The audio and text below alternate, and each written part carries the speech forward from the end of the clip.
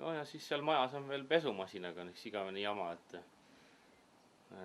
kui paned sinna pulbri sisse ja pesema, siis üsna tihti nagu ei pese. Ehkki on remondis käinud ja ikkagi ei ole abi olnud, et üks juhtub oli see, kus siis kõik see pesuluuk, kus pesu sisse käib, see nagu oli lahti, aga kõik siis vesi oli välja jooksnud ja pulbrisahtlid olid ka lahti tiritud ja pulber oli kõik mööda põrandat laiali. Ja tehnilised vahendid, need kipuvad üles ütlema jah, et arvutid nagu lülivad ennast ise välja ja siis hommikul, kui kontorahvas tööle on tulnud, siis kõik arvutid on sees, ehk õhtul on kõik välja lülitatud. Et need pesumasina ja arvuti juhtumid on kõik sellised, et maja on olnud nagu lukus ja kinni, et mitte keegi pole majas olnud, et peale seda on mindud jälle vaatama, kuidas pesuga olukord on, nagu minagi läksin ja oli see asi on. Ja samas on siis seal all on meeste WC ja naiste WC ja siis tihti on keset päeva olnud, et inimene istub seal ledi taga ja siis kuuleb, et keegi on WC-s, kolistab ja mässab ja laseb vett ja ometi ta teab, et ühte ei külasta, et tegelikult ei ole. Ja on siis läinud vaatama, mitte kedagi nagu ei ole, et arvatakse, et see vana peremees Oskar käib seal naiste WC-s. Umbes taolised juhtumid. Aga need kupleid, mis alla kukuvad, need on siin all, kus kõige rohkem on. Lendavate lambikuplitega on tulnud tegemist teha pea kõigil, kes Soomaa keskuses kunagi töötanud on. Et just need, see, ühesõnaga need kõik 1, 2, 3, 4, 5, nendest 5 on nagu aega, et siis alla kukkunud. Ehkki nad tegelikult käivad ära niimoodi, et iseenesest peab neid nagu keerama kõvasti. Ja alles siis ta tuleb ära. Noh, kui ma tagasi panen, teen pöörde peale, et mis jõutada nagu lahti keerab. Ja siin just see ja siis need on kukkunud nagu rohkem kui üks kord. Kas tõepoolest on kadunud Liivakivi Oskar see, kes lambikupleid keerutades kohalikes õõva tekitab? Mina ei tea nagu selles plaanis nagu väga palju, et eks siin on nagu kohalikke inimesi, kes on nagu põlised, eks nemad oska nagu rohkem rääkida nii Oskari iseloomu kui tema elutavade kui kõige muu kohta ja selliseid intiimsemaid asju, kus on tema viimane rahupaik. Et mina tean ainult selle külastuskeskuse väikest osa selle külastuskeskuse ajaloost.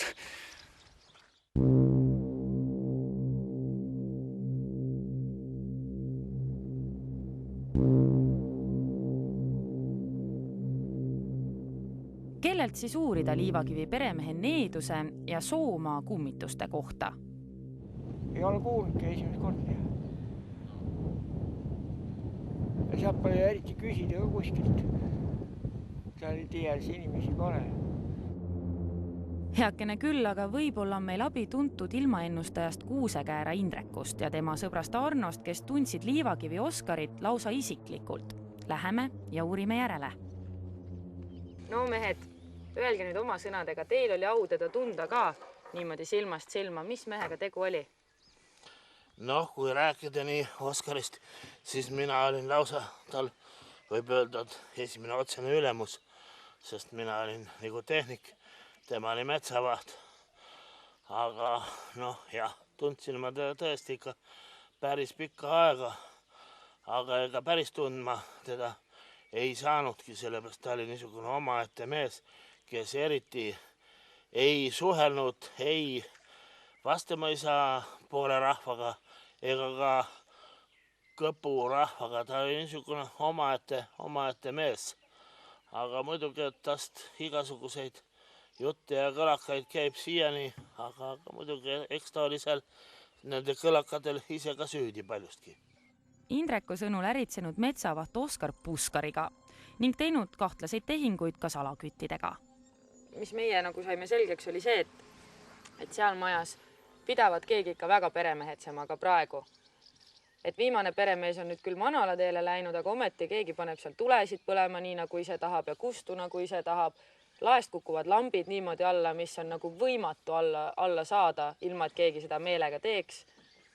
ei no vaata, mina olen ikkagi kuulnud, et see pagana keskus ju on vana selle lauda kohal. Küüni koha peal, laut ja küün oli laut ja küün oli koos.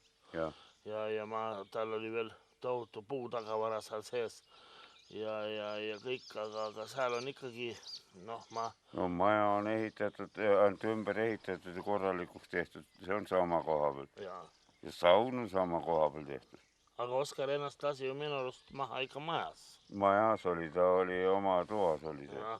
Kas sina, Arno, ei ole kuulnud, et seal selles laudahoones või kus nüüd pea on, et seal ka mingisugused mustad asjad kunagi on olnud ühesõnaga, et seal. Oli küll.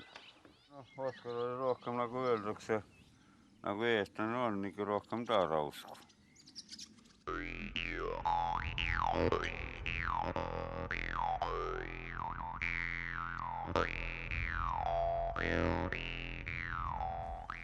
Eks tema hing oli rohkem see, et tema on ikka oma kodu peremees peab olema ja nagu öeldakse, et see Taara usulistel oli, et minu teada tal oli seal see loitsipuu ka olemas.